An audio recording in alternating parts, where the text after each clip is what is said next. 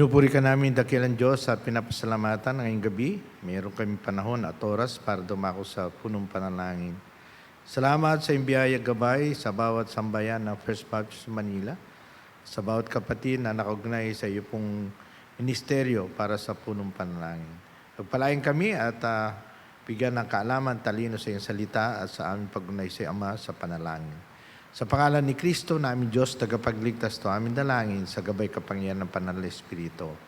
Amen. Magandang gabi po sa bawat isa. Nasa prayer meeting tayo po muli sa ating pong iglesia. March 27 na po ngayon, 2024. Last Wednesday po ng month. No? Tinatawag po sa ating pong kalendaryo na Holy Wednesday. Kasi po bukas holiday na po hanggang Friday. Tuloy-tuloy na po yan hanggang Sunday ng pagkabukay. So, dadako po tayo sa ating aralin ngayon tungkol sa ating pong pinag-usapan tungkol sa ang Panginoon Diyos at ang kanyang misyon. No? Tinalakay natin nung nakaraan, God is God of mission. So, ang aralin natin po ngayon, ang paggamit ng Diyos sa mananampalataya at sa kanyang mga iglesia sa mission. Yan. Ang purpose ng Panginoon, hindi lang tayo ligtas, kundi magamit sa Great Commission na iniwan ng Panginoon Kristo. Ang bawat mananampalataya at bawat kapulungan o iglesia, the body of Christ, for the Lord's mission. Ang ating pong passage, basahin po natin sa Matthew 28, 18 hanggang 20. At si Jesus ay lumapit na nagsalita sa kanila na nagsabi, ang lahat ng kapamalahan sa langit sa lupa ay binigay na sa akin. Kaya sa iyong paghayo, gawin niyong alagad ang lahat ng mga bansa na binabautismuhan sila sa pangalan ng Ama at ng Anak at ng Banal na Espiritu. Naturuan silang ganapin ang lahat ng bagay, anuman ang aking inutos sa inyo, at narito ako kasama ninyo sa lahat ng mga araw hanggang sa katapusan ng kapanahong ito, siya nawa. Yan po yung Matthew 28, versikulo 18 hanggang 20. Ito po yung iniwan ng Panginoon bago siya nag-ascend. Ito po yung Great Commission.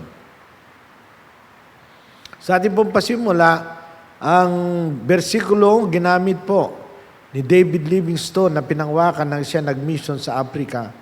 Ito po yung ating pong pasimula o introduction.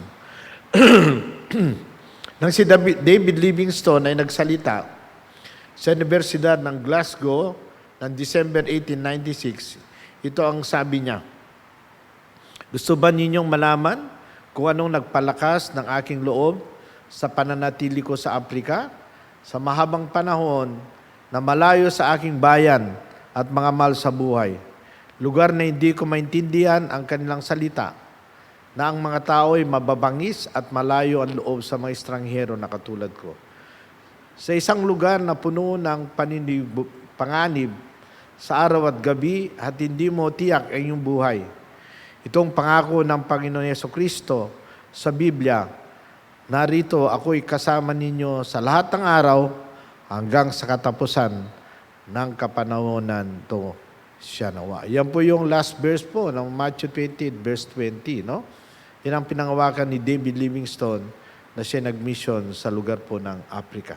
Sa lahat ng panganib, sa lahat ng panahon, na nasa lugar siya ng mga tao hindi niya kilala, hindi niya makausap sa lingwahe niya, ay nanatili siya roon para gamitin ng Diyos na inawakan ang pangako ng Diyos. At narito, ako'y kasama ninyo sa lahat ng araw hanggang sa katapusan ng kapanahon na ito, siya nawa. Punta tayo sa mga prinsipyo. Una, ang utos ng Panginoon Jesus sa bawat manampalataya maging kabagi sa misyon. So ang Panginoon, nang iligtas niya tayo at naligtas tayo sa Ebanghelyo ng Panginoon Jesucristo, gusto po ng Diyos ay maging kabagi tayo sa misyon. Kung ang Diyos Ama pinadala niya sa Jesucristo at ang Panginoon Jesucristo ay pinadala niya mga disipulo, no? By twos, yung 70. Then, ang Holy Spirit din, God the Holy Spirit, no? Pinadala niya ang mga manggagawa, si Bernabe at si Saulo, doon sa Acts 13. Nag-mission sila papunta sa Lystra, sa ibang lugar, no? Pinadala sila ng iglesia sa Antioquia o Antioch. O tingnan natin po, ang bawat mananampay maging kabagi sa mission. Pwede maging kabagi at may unawaan nito yung tunay lang na Kristiyano o totoong na-convert sa Ebanghelyo. Ang winika ng Panginoon Kristo bago siya umakyat sa langit, before his ascension, ito yung Gawa 1, versikulo 8. Sabi niya, bago siya nag-ascend, nag-stay siya ng 40 days, no? Sabi niya, sabalit tatanggap kayo ng kapangyarihan kapag dumating ang banal na Espiritu. So, kailangan ng bawat isang Kristiyano, totoong na-convert kay Christ, ang power galing sa Diyos, siya ng Holy Spirit. Bakit? Ano sabi niya? At kayo magiging aking mga tagapagpatutuo, witness, sa Jerusalem, sa buong Judea, sa Samaria at sa pinakamalayong bahagi ng daigdig. So pag sinabi natin Jerusalem, yan yung lugar mo. Katulad ako, taga Pampanga. Oh. So kung lalawakan mo, buong Pilipinas, tapos Asia. Southeast Asia tayo, Asia. Hanggang sa pinakamalayong bahagi ng daigdig. Kung saan tayo napunta, kung saan abot ng capability o kaya ng simbahan, nagpaparoon tayong mga missionary sa ibang lugar. Yan ang nagaganap ng isang local na iglesia.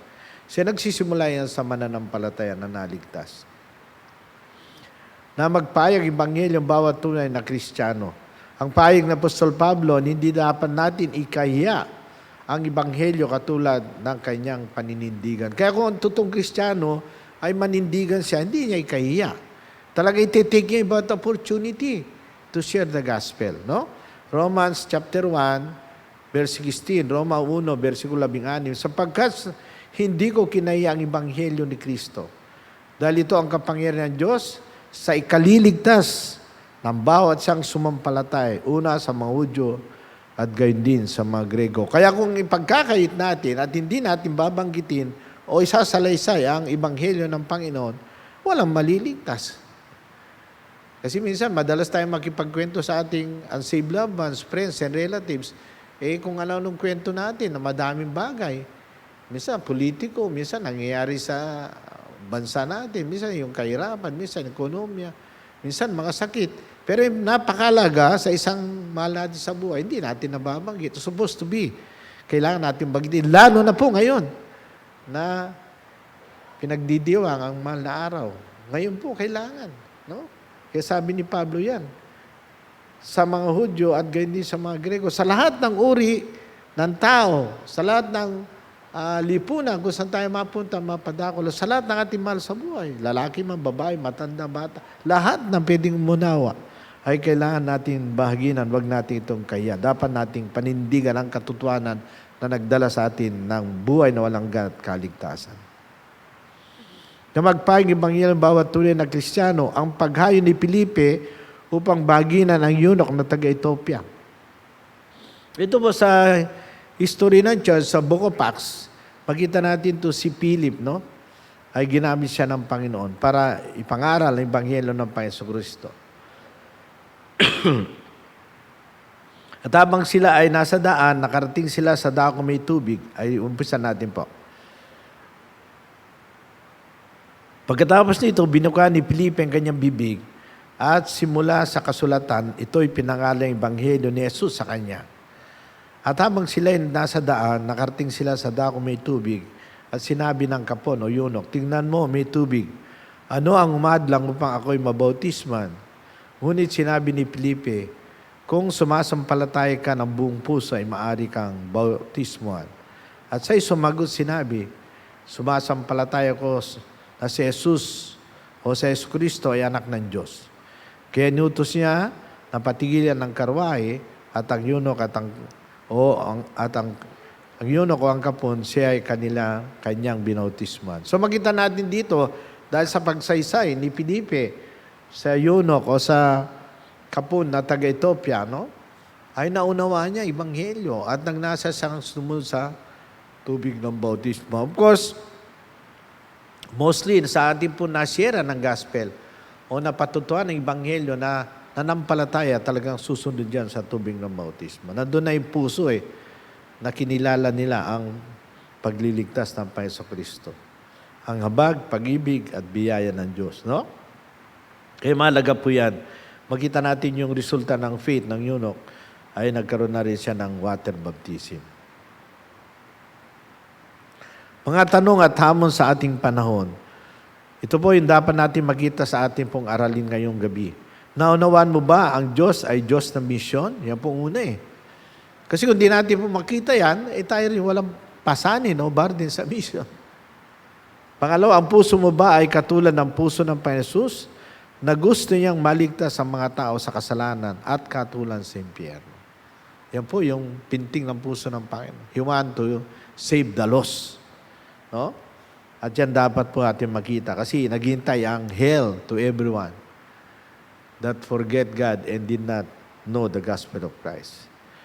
Naranasan mo na ba ang humayo at magmisyon? O yan po.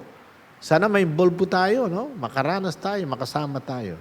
Kung hindi mo pa naranasan humayo at magmisyon, ngayon ba ay handa ka na sumama at magbahagi ng Ebanghelyo, no? Yan sana po yung maging hamon sa atin. Kung hindi pa tayo nakasama, ngayon sana, mahal na araw. At marami naman lakad, marami pong paghayo, makasama tayo. Bukas po kami, nandyan sa dalawang place po, no? Sa San Mateo, sa 8 sings po ng morning, 9 to 11. Tapos hapon po sa UPBs, alas 2 hanggang alas 3 po ng hapon para sa 8 sings, no? Sumama po tayo, maging bold po tayo, maging kabagi po tayo sa nasa ng Panginoon Jesus. Ang plano ng Diyos na gamitin ang bawat iglesia na itinayo niya. Diyan na tayo, principle 2. Roma 10, Roma 10, 13 hanggang 15. Sapagkat ang sino man tatawag sa pangalan ng Panginoon ay maliligtas. Subalit, paano silang tatawag sa kanilang hindi nila sinampalatayanan? At paano sila makikinig kung walang tagapahayag? Ito po yung napakalago. At paano silang makakapagpahayag kung sila hindi isusugo? O kailangan merong sending church. Ayon sa nasusulat, anong ganda ng mga paa nila na nagpapahayag ng Ebanghelyo na mabuting bagay. No? Ayan ang question, yan po ang challenge. At paano sila makakapagpahayag kung sila hindi isusugo? Kaya ang ating pong iglesia, ang First Baptist Manila, marami po tayong mission at missionaries na tinutulungan, sinesend out. No? May local missionaries tayo sa lugar ng Luzon, Visayas, Mindanao, at lalo na po sa ibang bansa, sa Haiti, sa Vietnam, sa Cambodia, sa Laos, sa Sri Lanka, no? Sa Myanmar, ganun din po sa dako po ng Tel Aviv sa Israel at sa banda po ng Africa.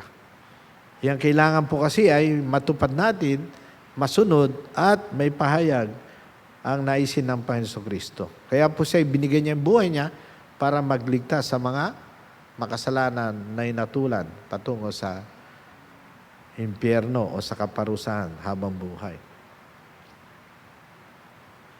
Ang iglesia sa Jerusalem, ito na po yung mga example, Gawa 11, mga 20. Kaya nga silang mga nangalat dahil sa pagmamalupit na nangyari kay Esteban. Ito po pinatay si Esteban.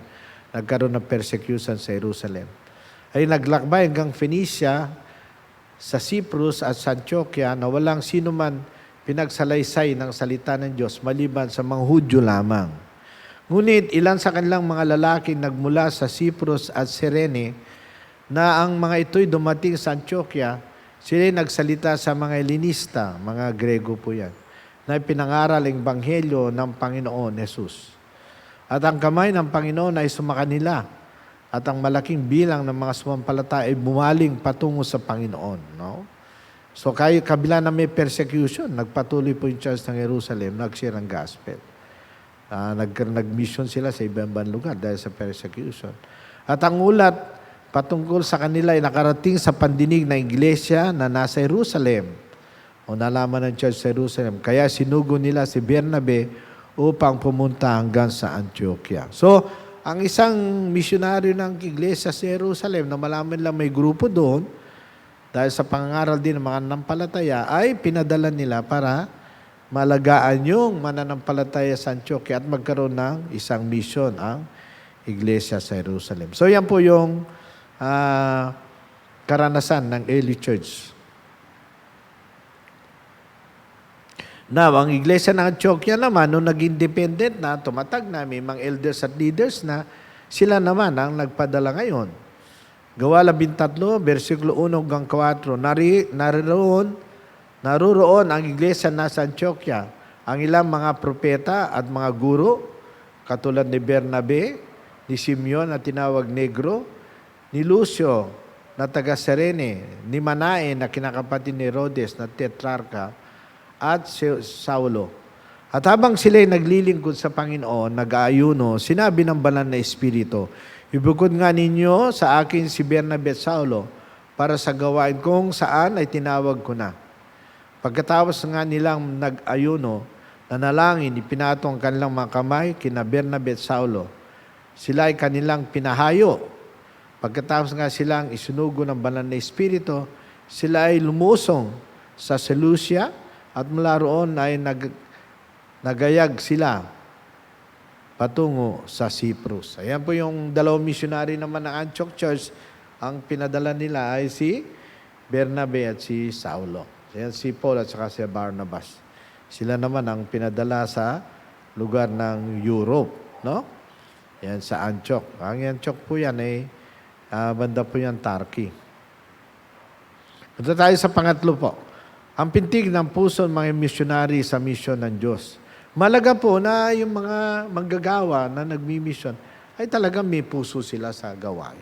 Ganon din po sa ating mga missionary, yung character o person ng missionary ay hindi siya gamitin ng Panginoon ang heart of the mission.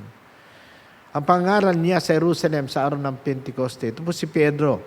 Ang pagkabuhay ni Jesus sa mga patay ang nagpapatunay na siya ang Kristo. Gawa 2:32 hanggang 36. Ang Jesus na ito, na muling binuhay ng Diyos at kaming lahat ay kanyang mga patutuo. Kaya nang siya ay dinakila sa kanang kamay ng Diyos at nang tinanggap niya ang pangako ng banal na Espiritu mula sa Ama, ito ay kanyang binuhos ngayon ay iyong tong nakikita at naririnig. Sapagkat si David ay hindi umakyat sa kalangitan, ngunit siya mismo ang nagsasabi, sinabi ng Panginoon sa aking Panginoon, maupo ka sa bahagi ng kanan ko, hanggang sa malagay ko ang iyong mga kaaway na tuntungan ng iyong paa. Kaya alamin, may katiyakan lahat ng sambayan ng Israel na ginawa ng Diyos itong si Jesus na iyong pinako sa krus na Panginoon at Kristo, Lord and Christ. Yan, pinatunayan ni Apostol Pablo na ang pinako ng mga Hudyo sa panahon na yon. Pagdating ng Pentecoste, pinangaral ni Pablo, ni Apostol Pedro na siya ang Kristo, ang Panginoon.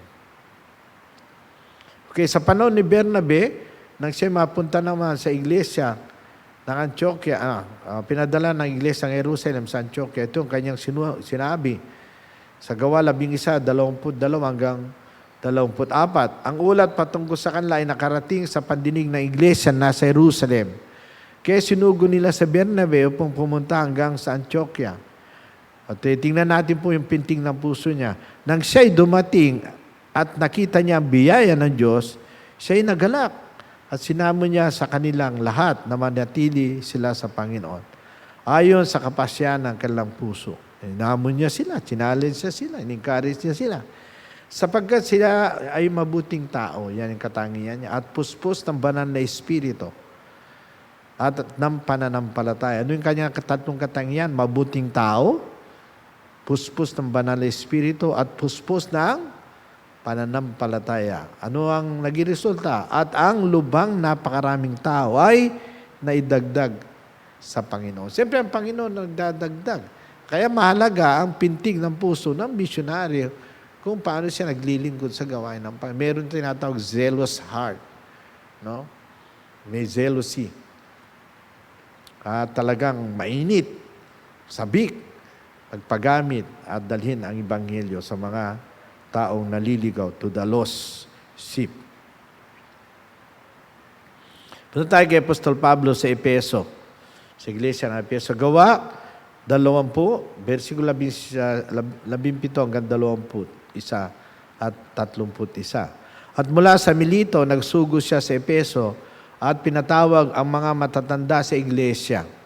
At pagkarating nila sa kanya, ay kanyang sinabi sa kanila, nalalaman ninyo, simula pang sa unang araw na tumuntun ako sa Asya, kung paano akong namuhay kasama ninyo sa lahat ng panahon.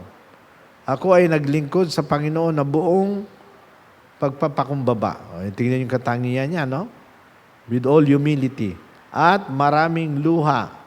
At ng mga pagsubok na nangyari sa akin sa pamagitan ng pagsasabwatan ng mga Hudyo. Ito po yung suffering at challenge sinamit ni Paul, pero nanatili siya hanggang sa lugar ng Epeso. Kung paano wala akong pinagkait anumang bagay na kapakipakinabang sa inyo, kundi upang ipahayag sa inyo, turuan kayo ng hayagan at sa bahay-bahay. Ayan po yung mahalaga sa missionary, from house to house. Hindi lang po doon sa isang area, habang merong open door, pupunta niya po talaga ng missionary. Yan po ang pintig ng puso ng manggawa. At masikap kong pinatunuhanan ang pagsisisi sa Diyos. Ayan po yung para ng kaligtasan. At pananampalataya sa ating Panginoon Kristo. Kapwa sa mga Hudyo at mga Grego.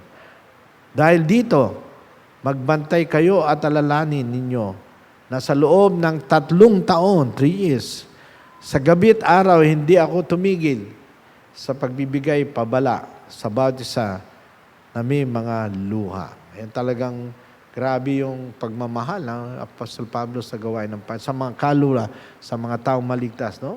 Hindi lang po doon sa lugar, kundi nagbahay-bahay po siya. Sa loob ng 3 taon, 3 years. Ayan po yung pintig ng puso ng missionary ng Diyos. Okay, nung inarap po si Apostol Pablo sa kay Festo at Haring Agripa, itong kanyang winika, napaganda rin po ating mabasa, no? Papag-aralan. Sa Gawa 26, versikulo 15 hanggang 20. At sinabi ko, sino ka Panginoon? At sinabi niya, ako ay si Jesus na iyong pinagmamalupitan. Ngunit bumangon ka at tumayo ka sa iyong mga paa, sapagkat sa layunin ito, ako'y nagpakita sa iyo.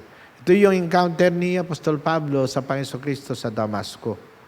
Upang italaga kitang lingkod at saksi sa mga bagay na iyong nakita at ang mga bagay na ipapakita ko sa iyo. At ikaw ay liligtas ko mula sa mga tao at sa mga hentil kung kanino kita isusugo ngayon. Upang idilat ang kanilang mga mata at sila'y bumaling mula sa kadiliman, sa kasalanan, patungo sa liwanag at mula sa kapamalan ni Satanas, patungo sa Diyos. Ito'y upang sila'y tumanggap ng kapatawaran ng mga kasalanan at ng pamanang kasama ng mga pinaging banal sa pamagitan ng pananampalataya sa akin. Dahil dito, O Haring Agripa, ako hindi naging maswain sa pangitaing mula sa langit. Salip, nangaral ako upang sila'y magsisi at bumaling patungo sa Diyos. At gumawa sa mga gawaing nararapat sa pagsisisi. Una, sa mga taga-Damasco at sa Jerusalem at sa buong lupain ng Judea. Gayon din sa mga hentil, no? Ang ganda ng hamon ni Apostol Pablo, no? No, sabi niya yan? Na hindi ako naging pasaway. O, ano sabi niya? Hindi ako naging masuwain sa pangitain mula sa langit. Ibig sabihin, yung vision na binigay ng Diyos sa kanya, hindi siya hindi tagasunod, bagkus naging masunurin. Okay, dito tayo sa panghuli para natin maintindihan po ang mission ng Panginoon. Paano ang iglesia nagiging kabagi sa mission ng Diyos? Sa pagpapadala ng misyonaryo sa gawain ng Diyos. Siyempre, ang church po, hindi makapagpadala kung walang finances yan. Kaya mahalaga po ang pag-support yung mga kapatiran sa First Baptist sa Manila, mga members, mga supporters, at may puso sa mission. Yan po ay tayong local na church magpapadala. No? Ayan, paano iglesia naging kabagi sa mission ng Diyos? Sa pagpapadala ng misyonaryo sa gawain ng Diyos. Kaya mahalaga din po yung sender as an institution of God, the authority of the missionary to be sent. Kaya kinukomission po yung missionary. Katulad po, may missionary po tayo hanggang ngayon sa Apari, sa katawan ni Pastor Mar Ramos. No? Nandun po siya sa Apari, Cagayan. Dulo po yun. Na dagat na po yung, kung tutuloy ka pa, dagat na. Doon po si Pastor Mar. At na-bless po ako nung nakaraan, speaker ako sa anniversary nila. Meron na po silang building. May lupa na po. Hindi lang lupa sarili. Nabili, meron din pong gusali na tinatayo. Ngayon, second floor na po yung kanilang nakaabang na bubunuin. No? Nakaka-bless po. At meron po siyang deacon doon, si Brother John. Engineer po siya, nagtatrabaho sa public house. Tapos yung kasama niya, isa pong firewoman. No? Yung tinatag natin, bombera. Tatrabaho sa DILG. Sila po ay nakasupport kay Pastor Man. No? Ay yung pala naligtas simulang grade 6 hanggang ngayon. Nandun sa church kasama ang buong pamilya. Naglilingkod. Kaya napaganda po yung local church na mamalagaan. At may padala na isang missionary na responsible at may pintig sa mission ng puso. Gagamitin na isang local church. No? Kaya si Pastor Man, dami niya rin po mission doon sa iba-ibang bayan na binuksan ng Panginoon. Minsan kinukwento niya, kailangan pa siyang sumakay ng bangka, tatawid ng ilog para mag-abot sa barangay captain at yung pamilya. Kaya puri ng Panginoon. Kaya tayo po ng Iglesia ng First Baptist Manila ay patuloy pong nagpapadala ng sumusuporta ng missionary. Maging po yung isang kilala ko at kaibigan ko, si Pastor Sidet noon, nasa Cambodia. No? Yung may bahay niya kasi, member namin dati nasa Pampanga ko, sa Trinity Fundamental Baptist Church. Si Sister Vanessa, Manalang ang pilido ng dalaga. Napangasawa ng isang nag-aral sa BBSNI na bunga ni Mrs. Bibilata sa mission. Dinala niya rito, nag-aral sa galing Cambodia. At ngayon po, nag-mission sa Cambodia. Ang ganda po ng work niya. Nakaka-bless po. Pinapadala ko nga kay Pastor Nasita yung mga report niya. Tungkol sa youth, tungkol sa paggayo nila. Nagpe-pray sila po ng mga sasakyan. Kasi dumadami ang kanilang pag-outreach dun sa Phnom Penh, the capital city of Cambodia. Doon po siya naka-stay. Alam mo, ginagawa niya nakaka-bless. Nagre-rent po siya ng dorm para yung nahihirapan. Magsisingil siya 50% lang. Kung yung singil ng isang dorm ay 2,000, gusto nila mag-stay dyan, pwede sila mag-stay, kalahati lang. Kaya lang, kailangan sundin nila yung requirements. May Bible study sila. Tapos kung Sunday, mayroon silang worship. Doon po siya na-save. Yun ang ginagawa niyang paraan. Sa school, doon siya naglagay ng mission. Nakaka-bless po yung paraan, yung method of mission ng isang Cambodia na na-save sa isang Pilipinang missionary, si Miss Bibilata, at ginagamit ng Diyos. Actually, si Miss Bibilata po, sinuport din ng church natin. Alam ko, natandaan ko yun, simulang 1990 nung nag-start si Pastor rito. Sinuport natin si Miss Bibilata hanggang nag-retire na. Hindi ko alam po nagpapatuloy ang gayong suporta. Okay, si Bernabe pinadala ng Jerusalem sa Antioch. At ang ulat patungkol sa kanya nakarating sa pandinig iglesia nasa Jerusalem. Kaya sinugo nila si Bernabe ang pumunta hanggang sa Antioquia. Napag-aralan natin po yung nakaraan yan. Kinote ko lang yung paano siya pinadala ng iglesia sa Jerusalem patungo sa Antioch. O yan, may sending church siya. Eka, hindi mahirap naman na ang isang manggagawa o missionary, pupunta siya, sarili niyang expenses. Wala naman sundalong gano'n. Kaya gano'n din ang isang training sundalo. No? Ito-train ka. Ako, nag-training ako sa Sangley Point. 8 months, tapos 2 months kami sa Fort Bonifacio bago nag-graduate. So, pagka-graduate, binigyan ka ng buong arm, lahat, suporta. Uniforme, boots, belt, lahat. Tapos, pinadala ko sa 1st Marine Battalion Landing Team sa Mayumbong Sulu. Lahat na yung suportado. Ganun din po sa atin pag nagsesend tayo ng local missionary. Okay. Letter B tayo. Ang ipinadalang misyonero sa gawain ng Panginoon, yung send, yung kanina sender. Ito yung qualification of God work and the mission field. No?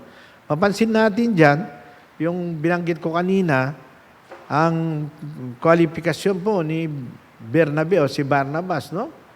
Pansinin natin sa verse 23, sabi, sapagkat siya'y mabuting tao, puspos ng banal na espiritu, at ng pananampalataya. Yan ang katangian niya sa verse 24.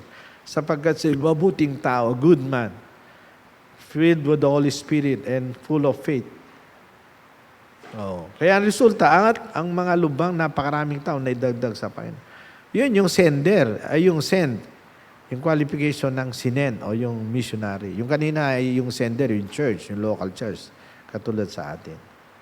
Okay, dito tayo sa pangatlo, ang pagsusuporta sa misyonero ng Panginoon. Yung support. Ayan na ang pangatlong S.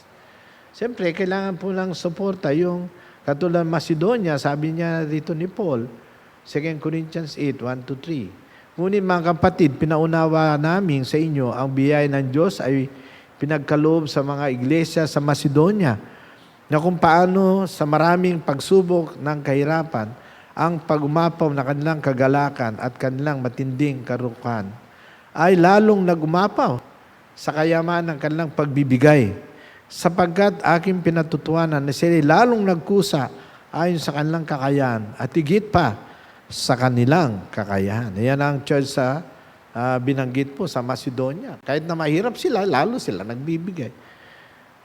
Ngayon po kasi tayo pag believer ka, hindi mo tinitingnan nung bukas. Basta yung puso mo, nasa Panginoon. Bigay mo yung tithes mo din, bibigay mo yung love offering mo para sa mission.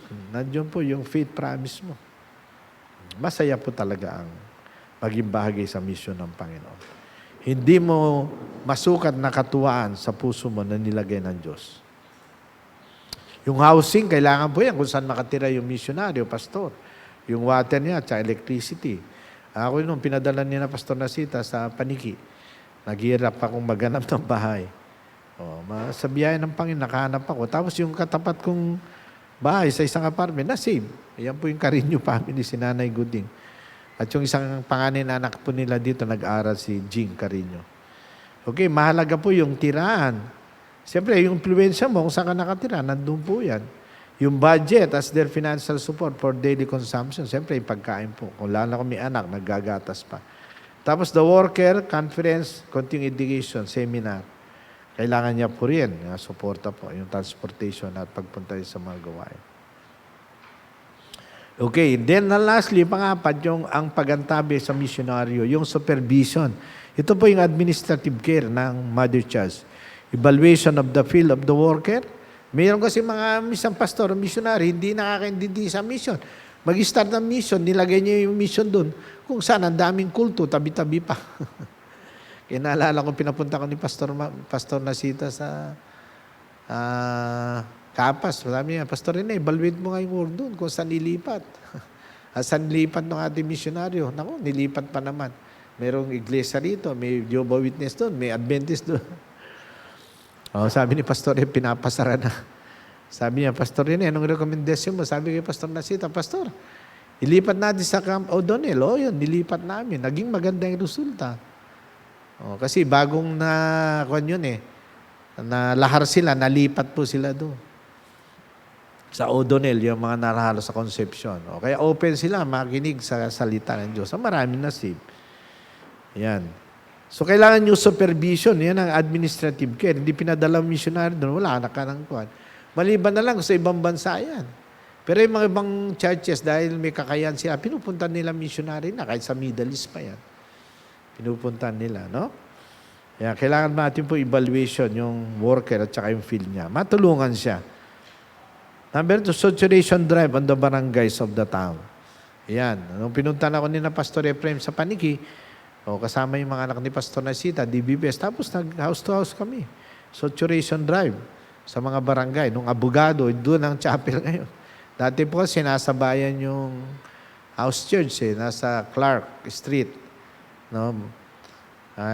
Malapit lang kami sa munisipyo. Ngayon po, doon na nakabili ng property sa sinuturate na barangay namin noon.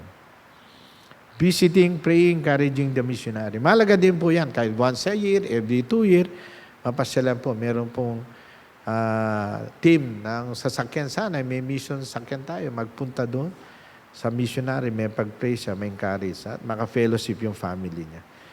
Nung nasa Trinity ko, ako po bilang senior pastor doon, binasita namin noon po sina Pastor Mar at Pastor Jun de la Cruz sa Apari. Sa Tuguegarao, nagmi-mission sila doon. Na-encourage po sila. At nakita namin yung hirap din nila doon. Nawala po yung sa Tuguegarao, pero nanatili po yung sa Apari. Malaga po yun. At ang missionary namin noon sa Jeddah, si Pastor Willie De Leon, ay umuwi. Tapos sabi ko, gusto mo encourage? No, Pastor. Sabi niya, punta tayo sa Apari. Kagaya at sa Tuguegarao, mag-visit tayo sa mga missionary ng First Baptist. Nagpunta po kami. Na-encourage po siya. Ngayon siya humahawak ng mga Bible School po ng Katutubo. Nagpatuloy si Pastor De Leon, no? Willie De Leon. Nag-for good na po sila mag-asawa. Malaga po yan, yung visitation. Sorry po, naubo na ako. Okay, sa ating conclusion at application, ang mga resulta dito sa kapulungan ng Diyos, magdadala ito na lubos sa kagalakan sa buhay ng mga mananampalataya sa kanilang mga puso. Alam mo, pag merong mission ng church, masaya. Nakikita mo yung mga bagong convert, mga gawain, mga manggagawa. Kaya, minsan ginagawa ni Pastor ito pag mission month, pina-speak niya yung mga pastor at pinapapas sila mga membro sa mission. May ibang churches na pupunta sila rito at mga missionary. Nagdadala po yan ng lubos na kagalakan sa sending church, sa mother church. At sa daughter church din. Nagbibigay ito ng lubos ng biyaya ng Diyos sa mga sumusunod sa kanyang kalooban. Pag ang mother church ay mapagmahal sa mission, bibless ng Panginoon yung church, yung home church. Kasi may puso eh.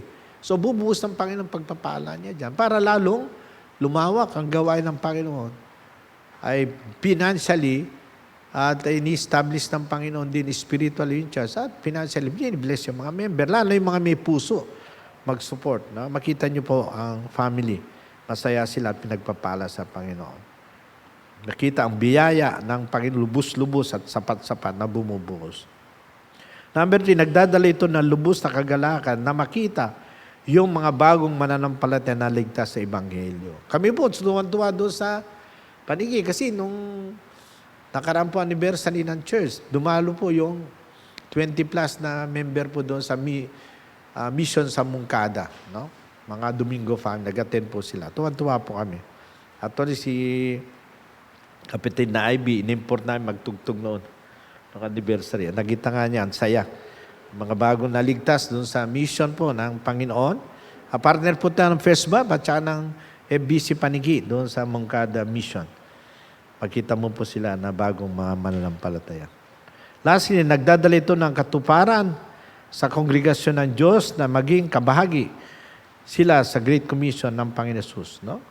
It brings fulfillment to the congregation of God. Siyempre, ganun yun eh. Fulfillment. Ginaganap mo yung kuwan ng Panginoon. Makita mo, masaya. Kaya masaya po yan. At meron tayo po ngayon sa Bible School, sa Thursday class, meron tayo pong 10 estudyante nagpapatuloy at gusto nilang gumamit. Pagpagamit sa kanila pong area kung saan sila dinadala ng Panginoon.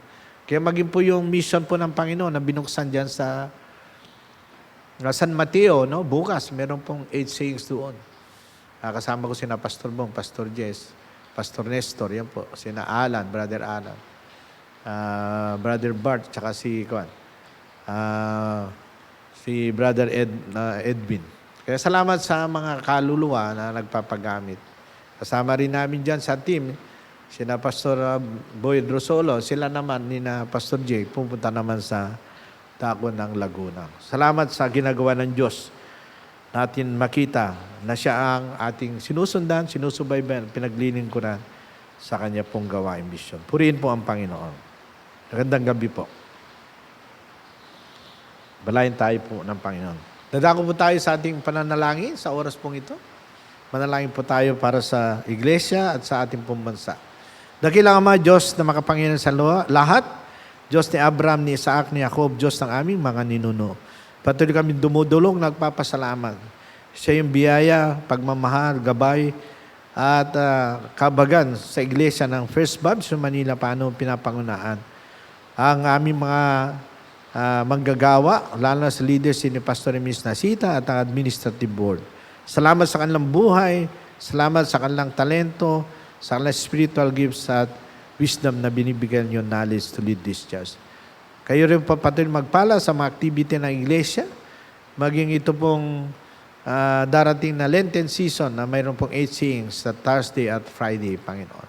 Maging ang Sunday ng pagkabuhay na magpapatuloy po ang early morning worship, gandi po ang mid-morning worship, ang Sunday school, at gandi po ang Vespera. Salamat, Panginoon, dahil kayo po ang nangunguna sa bawat kapatid na lumalago, natututo, naliligtas, at ginagabayan nyo. Kaya pagpalain nyo po ang activity ng church, maging ang prayer meeting tuwing Wednesday sa bawat tagapagturo nyong ginagamit. Pinapanalangin din namin, Panginoon, ang mga mission at missionaries sa iba-ibang lugar sa Luzon, Visayas, Mindanao. Maging po ang mga Bible school na binuksan nyo, maging sa dako ng Luzon, Visayas, Mindanao. Kayo po ang kumatagpo sa mga paralang Biblia, sa mga training program, sa mga estudyante, sa mga needs ng mga worker nyo. Samahan nyo sila na iyo pong kabagan at biyaya at pagmamahal, Panginoon. Pinagpe-pray namin na marami pa pong mag-commit tungo po sa training para marami pa pong manggagawa nyo sa dadako sa ipong ubasan na sabi nyo, Panginoon, marami pong aaninin, datapat ko konti ang mamagawa. Kaya manalangin kayo na ang Panginoon ng anihan ay magpadala ng manggagawa. So yun namin pinagtatagubilin din, Panginoon Diyos, sa mga missionary na sa abroad, nasa bayong dagat, maging mga missionary sa Cambodia, sa Thailand, sa Vietnam, sa Myanmar, kandi po sa dako po na Sri Lanka at ang mga nasa Haiti, nasa Jerusalem o sa Tel Aviv, si Pastor Morales, maging po ang mga nasa banda po ng Africa. Tulungan nyo rin po, Panginoon, at ingatan, gabayan, tulungan mga manggagawa nyo missionary na kanilang mapagyaman ang kanilang gawain, maibahagi patuloy ang Ebanghelyo at magtayo po ng mga local churches. Saan area po sila nilagay nyo, Panginoon Diyos? Tulungan nyo rin po ang aming pong mga tagapagturo sa Sunday School, sa CE, na patuloy yung magamit at maibigay ka ng talento at panahon at spiritual gifts. Hindi, Panginoon, ang mga nag-handle sa Dorcas at ng Gayos, gandi po ang young people sa panguna ni Brother Jeffrey Taba, gandi po ang Senior Citizen Fellowship na pinapangunan ni Brother Andrew Tolentino. Tulungan niyo, Panginoon, na magpatuloy po ang bawat auxiliary group, pagbawat grupo, magpalakasan at magpatibay sa kanilang buhay spiritual. Tunay kayo po magbigay ng allotted time na ma-challenge po lalo ang bawat isa sa iyong banal na salita. Pinapanalangin din namin, Panginoon, ang mga kapatid namin, karamdaman, higit yung alam sino sila. Hiningi namin ang iyo pong makapangyang kamay, ang iyo pong kaluban ng programa. Ang iyong kahabagan manguna sa managhirap at nakakaramdam, lalo sa mga pamilyang may sakit, Panginoon. Maging sa mga senior citizen na may lingering disease na, Panginoon, na mahirap sa mga mahal nila sa buhay, ang pag-aalaga. Bigyan sila sapat na kalakasan at pag-ibig at pagtsatsaga. More patient, Father God. Tulungan nyo rin sila sa kanilang pangailangan, material, at kayo magpuno, Panginoon. Napanalangin din namin, Panginoon, ang mga kapatiran namin na dumadaan sa mga pagsubok, problema, katagpuin niyo sila, Panginoon, na yung kaaliwan at pagbibigay ng katatagan. Personally, sa kanilang pamilya at sa kanilang buhay. Salamat din, Panginoon, na pag-pray namin sa iyo ang aming pong bansa, ang aming Pangulo, si President Bongbong Marcos Jr., maging sa kanyang liderato, sa kanyang health na sa nila nagkasakit mag-asawa at pinagaling yung patuloy niyo silang bigyan ng kalakasan para mag-lead sa aming bansa. 10 ng kanyang pamilya na may good health at strength. Kandi, Panginoon, ang kanyang kabinete na maging katwang niya, naway maging maalam sila at maganap ang kanilang responsibilidad saan sila nakaatas na gawain ng bawat departamento na bilang mga sekretary. Kaya gamitin niyo sila, mightily, Panginoon, maging sekretary namin sa National Defense, sa DILG, sekretary namin, Panginoon, sa DSWD, sekretary namin sa DA, lalo sa food production na nagiging problema namin ng bigas. Kundi, Panginoon, ang sekretary namin sa health na maraming sakit, kumakalat, maging sa amin sa QC na yung whooping cough, Panginoon. Tulungan niyo rin, Panginoon, na ang aming pong bansa na naghanap ng peace and remedy sa problems sa West Philippine Sea ay matagpuan po na aming Pangulo. Pinag-pray din namin, Panginoon, ang aming pong problema sa inflation, lalo po sa pagtaas ng gasolina na siyang pangunahin malaking problema namin dahil hanggang ngayon wala kami langis. Nagmamakawa kami, humingi kami ng power niyo at miracle na makatuklas ng sapat na langis sa aming pong bansa, lalo na sa West Philippine Sea o sa Mindanao, sa Visayas o sa Luzon. Alam ko, Panginoon, wala pong imposible sa inyo. Tulungan niyo rin po ang Department of Energy namin na magamit po sila sa problemang ito. Maging Department ng Immigration namin, mga OFW namin, kailangan ng higit na pagpansin at pangangasiwa sa kanilang kalalagayan at sitwasyon lalo sa kanilang mga pamilya. So, hindi namin, Panginoon, pinagkakatiwala ang maraming mga manggagawa at misyonary nyo na mga ngaral. Ngayon po Lenten season na gagamitin nyo sa HCS. Gamitin nyo silang mightily hanggang sa linggo ng pagkabuhay. Tulungan nyo po, Panginoon, ang safe travel, lalo na po ang mga lumalayo, maging kami. Bukas sa dako po sa Webis Santos, sa dako po ng San Mateo at UP Bliss at sa Friday, sa dako po ng Panikitarlac, Panginoon. Salamat, Panginoon, dahil kayo po ang Diyos na nakikinig, sumasabaybay, sumasagot, na aming panalangin ay sa kalooban nyo at sa iyong naisin na mapulfill namin ang Great Commission. Kabagayan nyo at tulungan nyo po ang aming Pangulo, ang aming bansa, sa iyo namin kami pinagtatagubilin dahil kung wala kayo, wala pong magagawa. Patuloy kami sumasandal sa iyo, Panginoon Diyos, dahil kayo po ang batong buhay ng aming sinasandala. Lahat aming dulog na pasalamat, pagpupuri at pagdakila sa tanging pangalan ng aming Panginoon Diyos, tagapagligtas ang Panginoon Jesucristo, sa kapangyarihan at gabay na puspos ng banal na Espiritu. Amen.